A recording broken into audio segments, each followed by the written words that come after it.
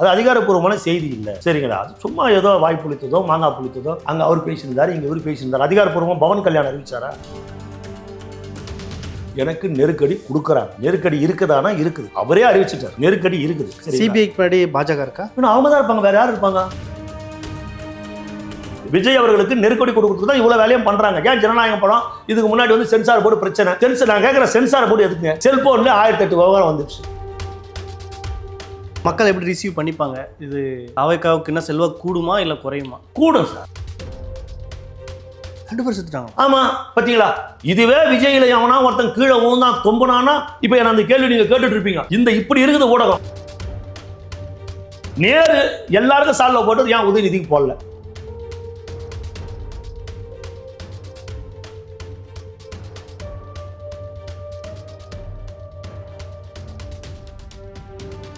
தமிழ்நாட்டு மக்களை பூரா இந்த செய்தியை தான் நீ பார்க்கணும், இந்த செய்தியை தான் படிக்கணும்னு சொல்லிட்டு ஒட்டுமொத்த மூளையும் அவனுக்கு மூளைக்கு ஃப்ரெண்டாக்கி வச்சுருக்காங்க. மூளைக்கே ஃப்ரெண்டாக? ஆமா, உன் மூளை அவன் மூளைக்கு ஃப்ரெண்டா இருக்கிறதோடு தானே 2 பேர் செத்தது ஒரு ஊடகவியலாளர். உங்களுக்கு தெரியல? தமிழ்நாட்டில் சட்டம் ஒழுங்குன்றது கிடையாது. யாருக்குமே பாதுகாப்பு கிடையாது. 80 வயசு மூதாட்டிக்கு பாதுகாப்பு இல்லைங்க.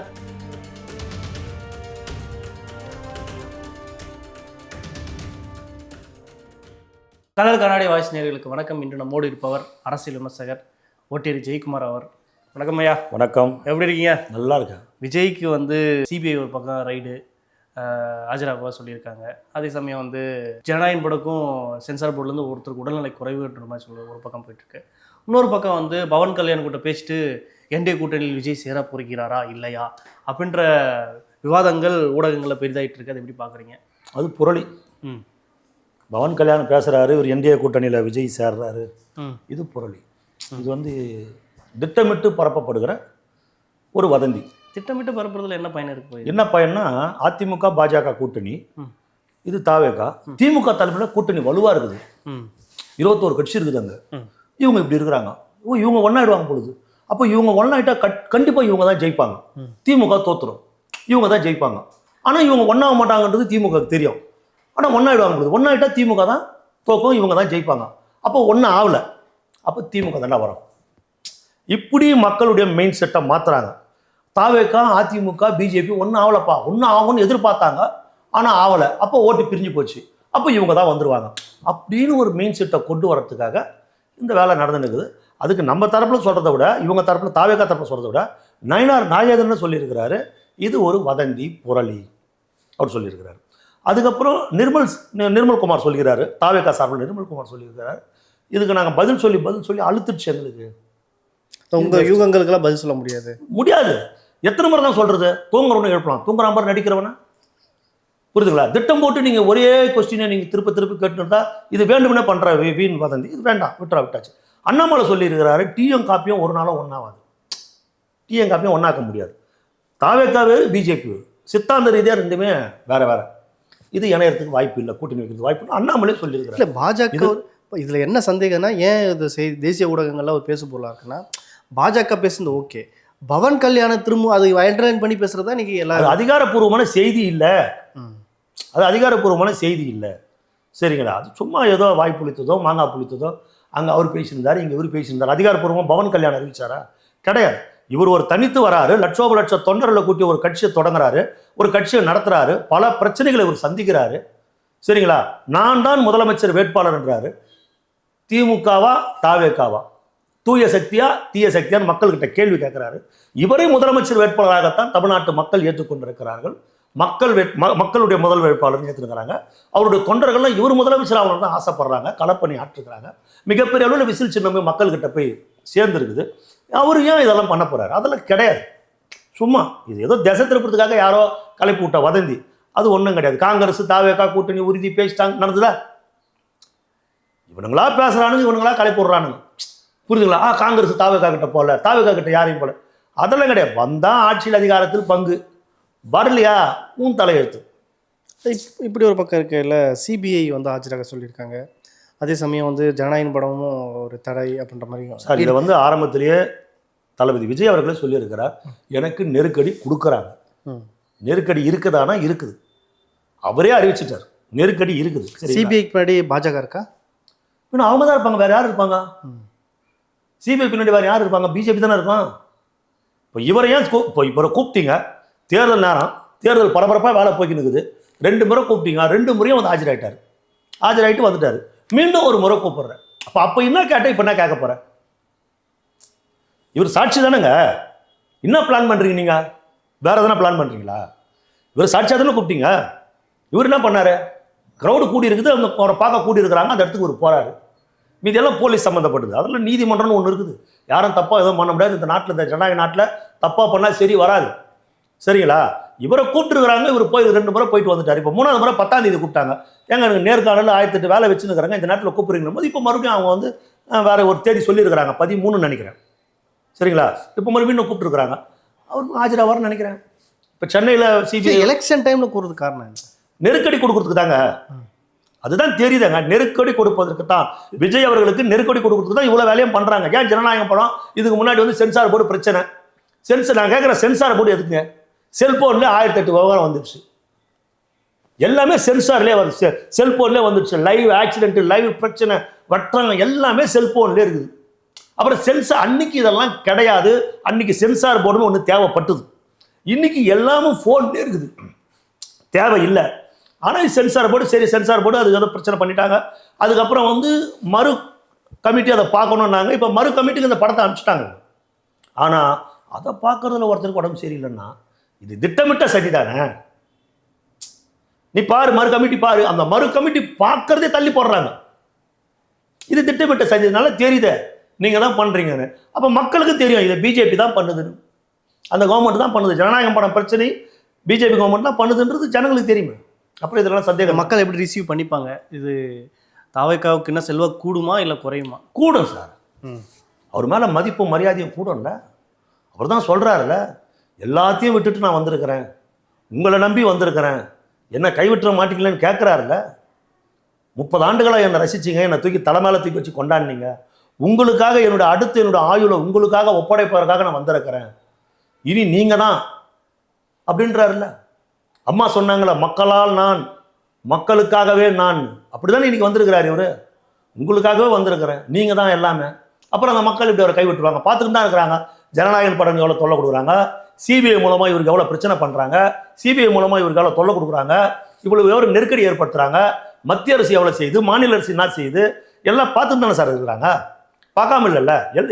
எத்தனை நெருக்கடிகளை கொடுத்தாலும், எத்தனை இடையூறுகளை ஏற்படுத்தினாலும் மக்கள் ஆதரவு என்கிற அந்த மகத்தான செல்வாக்கை கையிலே வைத்து இவர்கள் அத்தனை பேரையும் மண்டியிட வைப்பார் தளபதி விஜய் களத்தில். பாருங்க, பார்க்க தானே போகிறோம். சரிங்களா? இப்போ திருச்சியில் கூட திமுக மாநாடு நடந்தது, கூட்டமே இல்லையே. முன்னாடி இருக்கிறவனை வச்சு தானே கேமரா வச்சு கூப்பிட்றாங்க. கூட்டம் திருச்சி மாநாடு அட்டை ஃபெயிலியர் ஆச்சு. அந்த மாநாடு ஒன்றுமே இல்லாத போயிடுச்சு. திருச்சி மாநாடு 10 லட்சம் பேருக்கு பிளான் பண்ணாங்க, 2-3 லட்சம் பேர் தான் இருந்தாங்கன்னு சொல்கிறாங்களே. போட்ட பிரியாணி செஞ்ச பிரியாணி சாப்பிட்றதுக்கு ஆள் இல்லாத போச்சு. அவன் 10 பொட்டலும் 20 பொட்டலும் 50 பொட்டலும் வாங்கின்னு போயிட்டானே. மொத்தம் வாங்கிக்கணும். நல்லா கூட்டம் இருந்துச்சு, க்ரௌட் இல்லை. முன்னாடி அந்த இதுதான், முன்னாடி மொத்தம் காலி, மொத்தமே காலி. அது கூட பாருங்க, அந்த மாநாட்டில் 2 பேர் செத்து போயிட்டான். 2 பேர் செத்துட்டாங்க. ஆமாம், பார்த்தீங்களா? இதுவே விஜயில அவனா ஒருத்தன் கீழே ஊந்தான் தொம்புனானா இப்போ என்ன அந்த கேள்வி நீங்கள் கேட்டுட்டு இருப்பீங்க. இப்படி இருக்குது ஊடகம், புரியுதுங்களா? பேப்பரில் நீ பூத கண்ணாடி வச்சு தேடினாதான் இந்த 2 பேர் செத்த செய்தி உங்களுக்கு கிடைக்கும். பெட்டி செய்தியா எவ்வளோ சின்னதாக போட முடியுமோ, புரியுதுங்களா? ஒருத்தர் உள்ளவே இறந்துடுறாரு அந்த புழுக்கம் தாளாமல் மாரடைப்பில், இன்னொருத்தர் அந்த வாசலில் அந்த என்ட்ரன்ஸில் ஒரு லேடி இறங்குறாங்க. மொத்தம் 2 பேர் செத்து போயிட்டான். ஒரு வேனு தலைக்கப்புறம் கவுந்து போச்சு. 10-15 பேர் படுகாயம் அடைஞ்சிட்டான் மாநாட்டுக்கு போனதில். ஒரு திமுக கொடி கட்டின ஒரு கார் அடிச்சு ஒருத்தன் இழுத்துன்னு 200-300 மீட்டர் போயிருக்குது. ஒரு திமுக கொடி கட்டின கார் அடிச்சு ஒரு கர்ப்பிணி பெண்ணு ஸ்பாட்லேயே காலியாக இருக்குது, ஒரு நிறமாத கர்ப்பிணி. இதெல்லாம் வந்து தமிழக வெற்றி கழகம் செஞ்சிருந்தா இந்நேரம் ஊடகம் எப்படி பேசியிருக்கோம்? இது எவ்வளோ பெரிய இஷ்யூவாக இருக்கும்? இன்னைக்கு பெரிய தலைப்பு செய்தி அதுதான். சரிங்களா? அதாவது தமிழ்நாட்டு ஊடகங்கள் மத்தியில் எந்த செய்தி வரணும், எந்த செய்தி வரக்கூடாதுன்றது தீர்மானிக்கிறவர் ஸ்டாலினுடைய மருமகன் சபரிசன் தான். சரிங்களா? அவர் தான் தீர்மானிக்கிறார். இப்போ யூடியூப்லாம் ஏதோ அவங்க இஷ்டத்துக்கு நடத்துகிறாங்க. சரி, அவங்க இஷ்டத்துக்கு யூடியூப்லாம் நடத்துகிறாங்க. இதை தீர்மானிப்பது சபரிசன் தான். அவர் தான் இதை தீர்மானிக்கிறார், புரியுதுங்களா? அவர் தான் இதை தீர்மானிக்கிறார். எந்த செய்தியை போடணும், எந்த செய்தியை போடக்கூடாது, அது சபரிசன் தீர்மானிக்கிறார். ஆக அந்த திருச்சி மாநாட்டுடைய செய்தி ஒன்றும் போயிடுச்சு, பெருசா எதுலையும் வரல. அது மட்டும் இல்லைங்க, இப்ப திருச்சி மாநாட்டில் பாருங்க, நீங்க நல்லா கவனிச்சு பாருங்க, உதயநிதிக்கு சால்வ் போடலங்க நேரு. அதே பாத்தீங்களா இல்லையா? பார்க்கல, அதை பார்த்தேன். பாத்தீங்களா? அப்ப திருச்சி லைனா போறாரு, உதயநிதிக்கு இந்த பக்கம் ஒரு சால்வ் போடுறாரு, நடுவில் உதயநிதி எழுந்து நிற்கிறாரு. இவர் உதயநிதிக்கு போடுறது, அதுக்கு பக்கத்தில் ஒரு சால்வ் போடுறாரு. உதயநிதியை புறக்கணிக்கிறார் நேரு. ஏங்க திமுக 2 ஆகுதுங்க. அந்த மாநாட்டில் 2 செங்கோல் கொடுக்குறாங்க. எப்படி சொல்றீங்க? ஸ்டாலின் கை சபரிசனா உதயநிதியா? அதிகாரத்திற்கு வரப்போவது யார்? அவங்க குடும்பத்துக்குள்ள பெரிய பிரச்சனை ஓடிடுது. நேரு சபரிசனுடைய ஆள், மகேஷ் பொய்யாமொழி உதயநிதியுடைய ஆள். புது தகவல் ஆகுது இது. இதுதாங்க நிஜமான தகவல். மேடையில மு.க. ஸ்டாலின் அவருக்கு இது எங்க படிச்சீங்க, எங்க பாத்தீங்க? எனக்கு வந்து தகவலுங்க. மு.க. ஸ்டாலின் இருக்கிறாரு, அவர்கிட்ட செங்கோல் யார் கொடுத்தது? யார் கொடுத்தது? முன்ன பேசும்போது நான் கேக்குறேன், முன்ன பேசும்போது என்டிஏ கூட்டணி இருக்கா இல்லையா, உங்களுக்கு எப்படி அந்த செய்தி அதிகாரப்பூர்வ தகவல் இல்ல சார்? இப்ப அது வந்து அதிகாரப்பூர்வமா ஸ்டாலின் குடும்பம் 2ஆ போச்சுன்னு அறிவிப்பாங்களா? கிடையாது. உங்களுக்கு எப்படி ஒரு தகவல் கிடைச்சு நீங்க கேக்குறீங்களோ அந்த மாதிரி எனக்கு கிடைச்சு நான் சொல்றேன். நீங்க ஒரு சோர்ஸ் காட்டுங்க. இப்ப நான் காட்டுறேன், ஸ்டாலினுக்கு நேரு செங்கல் கொடுக்குறாரு, ஏன் உதயநிதி கொடுக்கல? மாநாட்டு தலைவர் அவர் தானே, இவர் முதலமைச்சர் கொடுத்தல செங்கோல, துணை முதலமைச்சர் நீங்க ஏன் கொடுக்கல? துணை முதலமைச்சர் யார் செங்கல் கொடுத்தது? இல்லைங்க, அது செய்தியில மகேஷ் பொய்யாமொழி செய்தியில ஊடகங்கள் ஊடகம் பூரா சபரி சங்கையில தானே இருக்குது. அது எப்படிங்க வரும்? அவங்களே மல்லாக்கு பத்து துப்பிக்குவாங்களா? பார்த்தாலே தெரியுது. நேரு எல்லாருக்கும் சால்வ போட்டது, ஏன் உதயநிதிக்கு போடல? ஏன் உதயநிதி கையில ஒரு செங்கோல் கொடுக்கல? மகேஷ் பொய்யாமொழி எதுக்காக வந்து உதயநிதி கையில சின்ன செங்கோலா கொடுக்குறாரு? எல்லா மாவட்டத்திலுமே கட்சி இந்த நிலைமையில தான் இருக்குது. எல்லா மாவட்டத்தில் எப்படி அழகிரி குடும்பம் ஸ்டாலின் ஒரு நேரத்தில் பிரச்சனையா இருந்தாங்களோ, கலாநிதி மாறணும் தயாநிதி மாறணும் எப்படி பிரச்சனையா இருந்ததோ, அந்த மாதிரி ஒரு பிரச்சனை இப்போ ஓடி இருக்குது. இதுதான் உண்மையான நிலவரம். புரியுதுங்களா? இப்போ சபரி சங்கண்டி இப்போ விட்டுட்டு ஐயோ இல்லைன்னு சொல்ற பின்னாடி இப்போ நாளைக்கு உதயநிதி வருவாரு, சரி சபரிச மச்சான் அதை அட்ஜஸ்ட் பண்ணிட்டு போறாரு. நாளைக்கு அதுக்கப்புறம் அவருடைய புள்ள இன்பநிதி வருவாரு, அவருக்கு வந்து சபரிசம் வந்து கை கட்டி நிற்கணுமா என்ன? நீ கட்டின ஸ்டாலின் நீ பிறந்த மாதிரி தானே சபரிசனுடைய பொண்ணும் பிறந்தாங்க. ஸ்டாலினுக்கு பொண்ணா? அவங்க கட்சி பிரச்சனைங்க, அதெல்லாம் கிடையாது. எங்க கவலை சார், இங்க நடந்ததா சொல்றேன். புரியுதுங்களா? அடுத்த குடும்ப விவரத்துக்கு வராங்களே, மேடையில நடந்ததா சொல்றேன். அந்த மேடையில நடந்தது. இவரு சபரிச ஆளு யாரு? நேரு. நடந்ததை சொல்றோம். அந்த மாநாடு அட்டை ஃபெயிலியர் சொல்றோம். நீங்க கூட்டம் இருக்குதுன்றீங்க, கூட்டம் இல்ல. கண்ணு கட்டதோட நாற்காலிகள் காலியா இருக்குது இருக்குன்னு சொல்லுங்க. செய்தியில பார்த்ததுதான் நான் சொல்றேன். செய்தி தான் அவங்க கண்ட்ரோல்ல இருக்குதுன்னு சொல்றேன். அதுதான் சார், தமிழ்நாட்டு மக்களை பூரா இந்த செய்தியை தான் நீ பார்க்கணும், இந்த செய்தியை தான் படிக்கணும்னு சொல்லிட்டு ஒட்டுமொத்த மூளையும் அவனுக்கு மூளைக்கு ஃப்ரெண்டாக்கி வச்சுக்கிறாங்க. மூளைக்கே ஃப்ரெண்டாக? ஆமா, உன் மூளை அவன் மூளைக்கு ஃப்ரெண்டா இருக்கிறதோடு தானே 2 பேர் செத்தது ஒரு ஊடகவியலாளர். உங்களுக்கு தெரியல? உங்களுக்கு தெரியல? ஒரு மாநாட்டில் 2 பேர் இறந்தது. அதுவே விஜய் மாநாட்டில் ஒருத்தன் செத்தானா உடனே அடுத்து 5 நிமிஷம் உங்களுக்கு தெரிஞ்சு போகுது. எப்படி தெரியுது? எல்லா ஊடகமும் ஓன்னு கத்துறான் சபரிசன். புரியுதுங்களா? சரி, அதோட பெண் நிறுவனம் நடத்துறாருல, அது கண்ட்ரோல தான் இவங்க நல்லா இருக்கிறாங்க. அவங்க கத்துறான். அது திருச்சி மாநாடு. சரி, ரைட்டு. அதுக்கப்புறம் இப்போ அதே திருச்சியில் வந்து இப்போ இன்னைக்கு வந்து மோடி பேசுறாரு, அதே திருச்சியில் விஜய் பேச போறாரு. விஜய்க்கு மாநாடு அங்கே ரெடி ஆகிடுது. புரியுதுங்களா? ஆனால் காவல்துறை அனுமதி கொடுக்கணும், போலீஸார் அனுமதி கொடுக்கணும். ரெடி ஆகிட்டு தான் இருக்குது மாநாடு. இதுவரையில தமிழ்நாடு சந்திக்காத அளவில் லட்சக்கணக்கான கூட்டம் அந்த திருச்சியில் கூடுவாங்க பாருங்க. விஜயுடைய பலம் என்னன்றதை திருச்சி பார்க்கும், சரி தமிழ்நாடை பார்க்கும். அது இப்படி ஒரு பக்கம் இருக்கையில் இப்போ ஒரு ஹைதராபாத்தில் ஒரு தேர்தல் புள்ளிவர் எடுத்திருக்காங்க. அதில் திமுக வந்து 41%, அதே சமயம் வந்து அதிமுக 36%, விஜய் வந்து 13% எடுக்க போகிறதாகவும் சொல்கிறாங்க. இது எப்படி பார்க்குறீங்க? இது பொய்யான கருத்து கணிப்பு சார். இது பொய்யான கருத்து கணிப்பு கிடையாது, கருத்து திணிப்பு. இந்த சபரிசெல்லாம் சொல்கிறேன்னா இவங்க வந்து இன்னும் ஹைதராபாத்தில் இல்லை, அமெரிக்காவிலேருந்து கூட ஒரு நிறுவனம் சொல்லும். அமெரிக்காவிலேருந்து ஒரு நிறுவனம் சொல்லும். சார் இங்கே ஒன்றில் மாலை மலர் ஒரு செய்தி எடுத்துனுக்கிறான். மாலை மலர் நீங்கள் நல்லா யூடியூப்பில் பாருங்கள். மாலை மலர் எடுத்துனுக்கிறான். பொற்சாகத்தை எடுத்து அப்படியே லைவ்ல பொற்சாகத்தில் பூ வைக்கிற பெண்கள், அவங்கள இவங்களுக்கு நல்லா தெரிஞ்ச பெண்கள், முகம் தெரிஞ்ச பெண்களெல்லாம் காட்டுறான், லைவ்ல காட்டுறான். புரியுதுங்களா? 26 ஓட்டு தாவேகா, 18 ஓட்டு திமுக, 4 ஓட்டு அதிமுக. கோயம்பேட்டில் போய் எடுக்கிறான். கோயம்பேட்டில் 60 ஓட்டு தாவேகா, 36 ஓட்டு திமுக, 11 ஓட்டு அதிமுக. இப்படி காலேஜ் ரோட்டில் எடுக்கிறான், ஆர்கே நகரில் எடுக்கிறான், ராயபுரத்தில் எடுக்கிறான், டெய்லி போயினுது. எத்தனை ஊடகங்கள் இது சென்னையில் இந்த பாளையமலையில் எடுக்கிறான், எல்லாமே தாவேக்கா தான் வரந்துறான். ஃபஸ்ட்டு தாவேக்கா, ரெண்டாவது திமுக. இதுதான் கலை நிலவரம், இதுதான் உண்மையான கலை நிலவரம். ஆக சும்மா அது வந்து கருத்து கணிப்பு கிடையாது, அது கருத்து திணிப்பு. சரி, ஓகே சார். இவங்க செட் பண்ணி பண்ணுறது. நாளைக்கு ஆர்ப்பாட்டம் பண்ண போகிறதா அறிவிச்சு, நாளைக்கு தமிழ்நாடு போகிற என்ன கோரிக்கையா? அதாவது ஜாதிவாரி கணக்கெடுப்பை தமிழ்நாட்டில் நடத்தணும். இந்தியாவில் பல மாநிலங்களில் ஜாதிவாரி கணக்கெடுப்பு நடந்துருக்கிறாங்க. ஸ்டாலின் கிட்ட கேட்கும் போதெல்லாம் இவர் மத்திய அரசு மேலேயே பழி போகிறார். இவர் எப்பவுமே சாதகமான சூழ்நிலை தான் இவருக்கு ஏற்றுக்குவார். இவருக்கு எது பாதகமானட்டா அது மத்திய அரசு மேலே, மோடி அரசு மேலே பழி போட்டுருவார். சரிங்களா? ஜாதிவாரி கணக்கெடுப்பு இவரோடு இருக்கிற இந்தியா கூட்டணியில் இருக்கிற கட்சிகள் ஆளுகிற மாநிலத்திலேயே அதை எடுத்திருக்கிறாங்க. தெலுங்கானாலே எடுத்திருக்கிறாங்க, பீகாரில் கூட எடுத்திருக்கிறாங்க. இவர் ஜாதிவாரி கணக்கெடுப்பு எடுத்தாமல் மத்திய அரசு மேலே பழி போடுறார். ஜாதிவாரி கணக்கெடுப்பு எடுத்தாதான் எந்த சமூகத்துக்கு எவ்வளவு மக்கள் தொகை இருக்குது, அதுக்கு எப்படி இடஒதுக்கீடு கொடுக்குறதுன்றத சமூக ரீதியை நம்ம வந்து அந்த கரெக்டாக அளவுகளை வச்சு சமூக நீதியை முடிவு செய்ய முடியும். இப்போ இந்த ஜாதிவாரி கணக்கெடுப்பு நம்ம நடத்தாமல் இப்படியே இருக்கிறது சமூக நீதிக்கு இழைக்கப்படுகிற அநீதி. இதை அனுமதிக்கவே கூடாது, அனுமதிக்க முடியாது. ஒடுக்கப்பட்டவன், தாழ்த்தப்பட்டவன், அடித்தட்டில் இருக்கிறவன் அவன் எப்படி மேலே வர்றது? அவனுக்கான சரியான நீதி வழங்கப்படணும். அதுதான் சமூக நீதி. அந்த சமூக நீதி இப்போது தமிழ்நாட்டில் மறுக்கப்பட்டு கொண்டிருக்கிறது. அதற்காகத்தான் ஜாதிவாரி கணக்கெடுப்பை நடத்தணும்னு விஜய் சொல்றாரு. இது ஒரு கோரிக்கை வச்சிருக்காரு. இரண்டாவது, இவருடைய கூட்டங்களுக்கு தொடர்ந்து தடை ஏற்படுத்தப்படுகிறது. இப்போ திமுக கூட்டம் நடத்துறான், இத்தனை லட்சம் பேர் கூடலான்றான். இன்னைக்கு அதிமுக கூட்டம் இவ்வளோ பேர் கூடலாம், இத்தனை லட்சம் பேர் கூடலான்றான். நாம் தமிழருக்கும் அதே தான், காங்கிரஸுக்கும் அதே தான், கம்யூனிஸ்டுகளுக்கும் அதே தான், எந்த கட்சி அது அங்கீகரிக்கப்பட்ட கட்சிகளுக்கெல்லாம் அதுதான் விடுதலை சிறுத்தைகளாம்.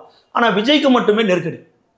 5000 பேர் தான் வரணும், அதில் 4900 பேர் தான் இருக்கணும், 4800 பேர் தான் இருக்கணும், அதையும் QR கோடு இருக்கணும், அது இருக்கணும், இது இருக்கணும்னு இவருக்கு மட்டும் கடுமையான நெருக்கடிகள் விஜய்க்கு மட்டுமே வழங்கப்படுகிறது. விஜய் மட்டுமே பழி வாங்கப்படுகிறார். இது அரசியல் களத்தில் தமிழ்நாட்டில் இவர் மட்டுமே பழி வாங்கப்படுகிறார். இந்த நிலைமை மாறணும், மக்கள்கிட்ட போகிறோம். எதுக்காக இந்த மாதிரி வந்து இவங்க வந்து விதிமுறையை வகுத்து இவ்வளோ தொல்லை கொடுக்குறாங்க? அங்கீகரிக்கப்பட்ட கட்சி, அங்கீகரிக்கப்படாத கட்சின்னு, அங்கீகரிக்கப்படாத கட்சி பெரிய பெரிய கூட்டம் கொடுத்துற அளவுக்கு, லட்சக்கணக்கில் கூடுற அளவுக்கு இவர் ஒருத்தர் தான் இருக்குது. இவரை பார்த்து பயப்படுறாங்க. இவர் மக்களை சந்திக்கக்கூடாது, இவரை பார்க்க மக்கள் கூடக்கூடாது, இவரை விட்டு இவர் தமிழ்நாடு பூரா போனார்னா தமிழ்நாட்டுடைய அரசியல் களம் மாறிடும். பயம், அச்சம். அதுக்காக தான் கரூரில் அவருக்கு பிரேக் போட்டாங்க.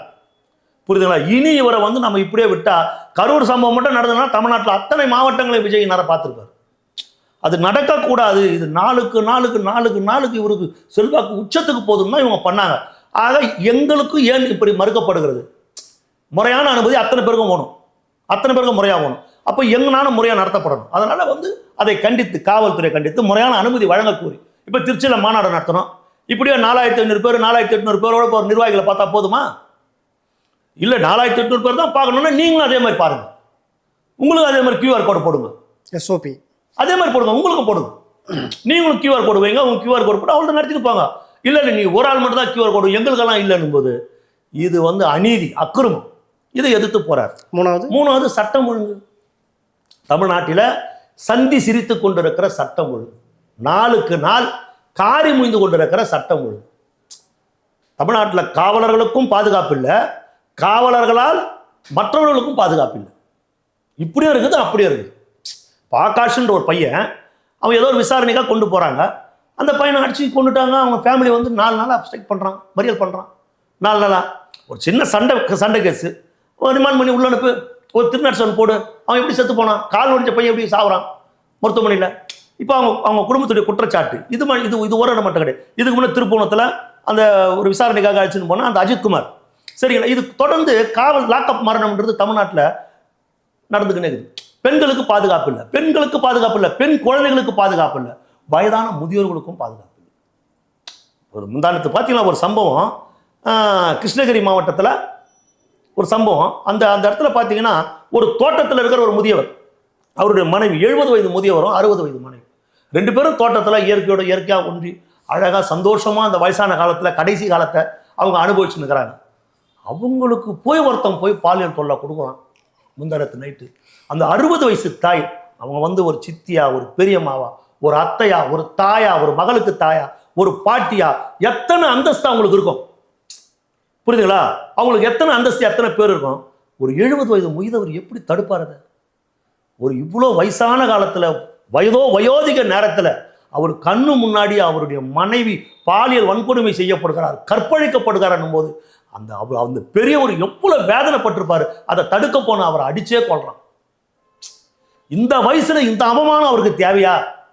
இந்த அநீதி அவருக்கு தேவையா?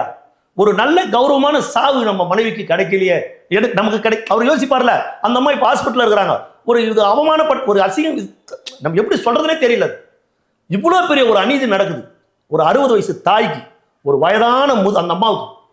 இது தமிழ்நாடு எங்க போயின்னு இருக்குது? எங்க பாதுகாப்பு இருக்குது? எல்லாருக்கும் பாதுகாப்பு அதை கொடுக்கணும். எல்லாருக்கும் பாதுகாப்பு கொடுக்கணும். புரியுதுங்களா? எல்லாருக்கும் பாதுகாப்பு கொடுக்கணும். எங்கேயோ ஒரு சம்பவம் நான் சொல்றேன், எங்க டாஸ்மார்க்ல பிளாக்ல சரக்கு ஓட்டான் சொல்றேன், பிடிக்கிறியா? ஊருக்கே தெரியும் எந்த இடத்துல டாஸ்மார்க்ல சரக்கு ஓட்டுறான், எங்க கஞ்சா விற்கிறான், எங்க பாக்கு விற்கிறான், எங்க எதை விற்கிறான், எல்லாருக்கும் தான் தெரியும், போலீஸுக்கு தான் தெரியும். சொல்லுங்க. ஒரு வயதான ஒரு தம்பதி, ஒரு முதியவர், அந்த அம்மா வந்து கற்பழிக்கிறாங்க. அது இதுவாகுது. 2.5 வயசு குழந்தை கிருஷ்ணகிரியில் ஒரு திமுக காரன் நாசப்படுத்துறான். 2.5 வயசு குழந்தைங்க இப்படி கில்லுன்னா நம்மளுக்கு வலிக்குதுங்க. கில்லுனா வலிக்குது. இந்த வலியை தாங்க முடியல. உயிர் போது அந்த 2.5 வயசு பிஞ்சு குழந்தைக்கு. அது எத்தனை சித்திரவதை அனுபவிச்சிருக்கோம். அந்த மிருகத்துக்கிட்ட மாட்டிக்கணும். அவனை சாவடிங்கடா. இவனை போய் பண்றீங்க. இவனை பண்ணீங்கன்னு சொல்லல, அவன் குடும்பம் சொல்லுது. அவனை சாப்பிட மாதிரி மனித மிருகம். 2.5 வயசு குழந்தை, அந்த குழந்தை துடிச்சு செத்துருக்கும் அவன்கிட்ட. இது எப்படி தமிழ்நாட்டு மக்கள் கடந்து போறாங்க? எங்கேயோ நடந்துதான். ஏய், பக்கத்து வீடு பத்தி எரியுதுன்னு நினைக்காத. நாளைக்கு அந்த நெருப்பு நம்ம வீட்டில் வந்து விழும். அடுத்த வீடு தானே அசால்ட்டா இருக்காதீங்க. எங்க போகுது தமிழ்நாடு? நம்ம குழந்தை, அது நம்ம பேத்தி, நம்ம குழந்தை. அதை செஞ்சவன், அந்த படுவாதகத்தை செஞ்சவன் திமுக காரன். எவனா ஒரு சின்ன சின்ன கேஸ்ல மாட்டிக்கினா அவன் காலில் கட்டு போட்டுக்குன்னு பாத்ரூம்ல வழுக்கி வந்துட்டான். இந்த கிருஷ்ணகிரியில் 2.5 வயசு குழந்தைக்கு இந்த நாசம் பண்ணி சாவடிச்சான். அவன்லாம் பாத்ரூம்ல வழுக்க விழ மாட்டானா? அவன் போற பாத்ரூம்லாம் நீங்க நல்லா போட்டு தேய்ச்சி வச்சிட்டீங்களா? அவன் காலெல்லாம் ஒடிய மாட்டேங்குது. அண்ணா யூனிவர்சிட்டியில் அந்த பெண்ணை நாசப்படுத்தினான், அவன் கால் ஒடிய மாட்டேங்குது. இங்கெல்லாம் எவனும் அருவாலத்து வந்து போலீஸை வெட்ட மாட்டானா? தற்காப்புக்கு நீங்க சுட மாட்டீங்களா? சொல்லுங்க. இங்க மட்டும் உங்க துப்பாக்கியில தோட்டா வேலை செய்ய மாட்டேங்குது. ஏன்? அவன் பூரா திமுக காரன். அப்போ சட்டம் ஒழுங்கு இல்லைங்க தமிழ்நாட்டில். தமிழ்நாட்டில் சட்டம் ஒழுங்குன்றது கிடையாது. யாருக்குமே பாதுகாப்பு கிடையாதுங்க. 80 வயசு மூதாட்டிக்கு பாதுகாப்பு இல்லைங்க. திருவள்ளூர்ல ஒரு 7 வயசு குழந்தை நாசம் பண்ணாங்க. நேத்து நாமக்கல்ல விளையாடி இருந்த ஒரு குழந்தை, 7 வயசு குழந்தைக்கு ஒருத்தர் நாசம் பண்ணிக்கிறாங்க. ஒரு கட்டட வேலை செய்யறவன். யாருக்கு பாதுகாப்புக்குது? குடி வெறி, கஞ்சா வெறி, இந்த மது போதை, இந்த புளிப்பு மிட்டாய், என்னென்னவோ மிட்டாய் சொல்றான். இந்த மது போதை அவனுக்கு என்னானே தெரியல. அவனுக்கு இன்னும் அவங்க யாரு, ஐயோ நம்ம தாயை விட அதிகமான வயசாச்சு, அவனுக்கு தெரியல, அவனுக்கு புரியல. அப்போ இந்த நிலமெல்லாம் மாறணும். அதுக்கு ஆர்ப்பாட்டம். ஆமா, செஞ்சுதான் அவனை மக்கள்கிட்ட கொண்டு போனோம்ல. நீ சட்டம் ஒழுங்கு உங்க ஆட்சியில் இந்த லட்சத்தில் தான் இருக்கும் தெரியுது. நீங்க பாதுகாப்பா இருங்க. மக்கள் கவனத்துக்கு கொண்டு போனதானுங்க. மீடியா கொண்டு போக மாட்டேன்றான். ஏன்? மீடியா அவங்ககிட்ட வாங்கி சாப்பிட்றான். 99% மீடியா, 100% சொல்ல மாட்டேன், நல்லவங்களும் அதில் இருக்கிறாங்க. 99% பேர் வாங்கி சாப்பிட்றான். புரியுதுங்களா? இந்த நிலைமை மாறணும்னா அதுக்காக தான் ஆர்ப்பாட்டம். சரி, ஓகே சார். நிறைய தகவல் பகிர்ந்துட்டு மட்டும் போய் சேர்த்துக்கலாம். தேங்க்யூ.